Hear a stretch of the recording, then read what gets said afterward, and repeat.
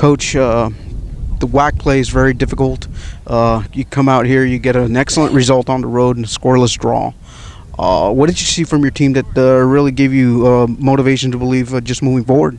You know what? First of all, this is a very good team that we played tonight. They're a very dangerous team that has a lot of players that can beat you. When they lost Edwards, it was a benefit for us because he's such a good player. So for what I saw from our guys is, as I was saying earlier, we have 5 regular starters out, and today I played 2 of them to give them some minutes, but they haven't played for weeks.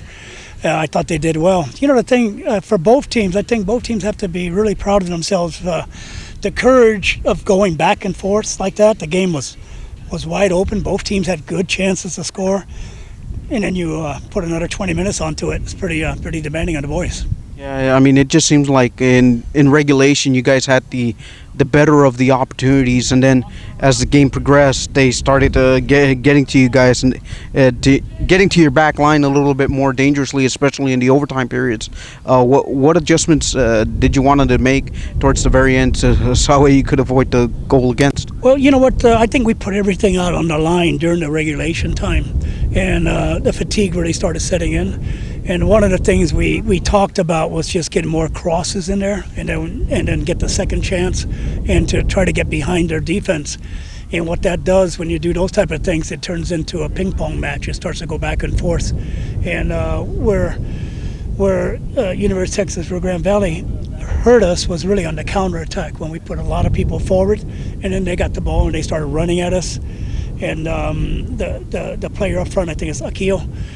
He's got the pure speed that he can basically leave a couple guys behind. So we had to be real careful with that.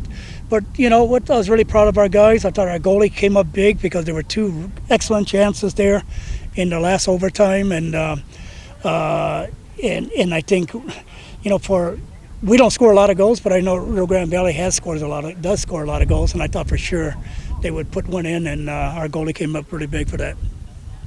When Edwards went out early in the match, you know, what was the adjustment you had to make for a team? You know, was it something specific you wanted to target now with Edwards out?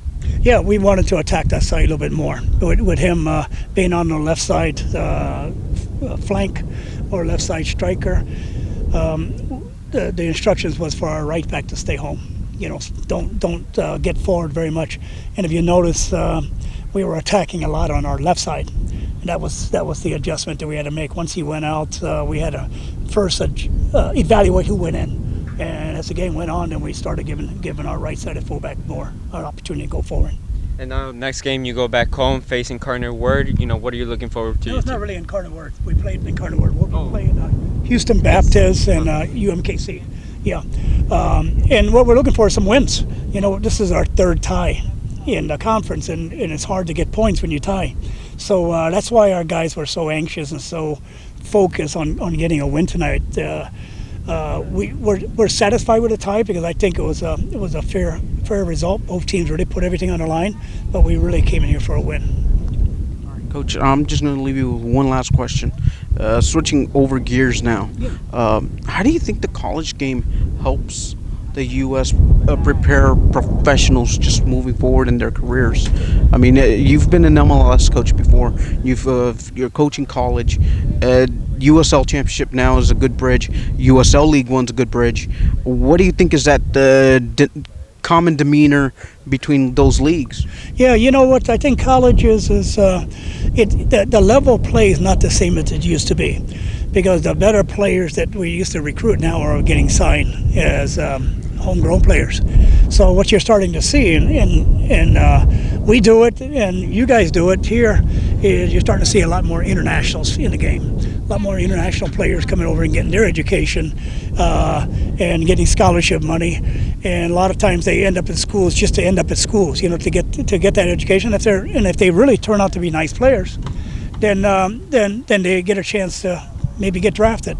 So I think we have to continue to look at fixing the season. We play so many games in the fall, and it's such a short period of time. We wear our bodies out. And this is a tough conference because we travel so much. 2 games on the weekend most of the time. So it takes a lot out of our guys. I got a guy with a twisted ankle. He missed 4 weeks. So today he played a little bit, and he was dead because the 4 weeks he's out.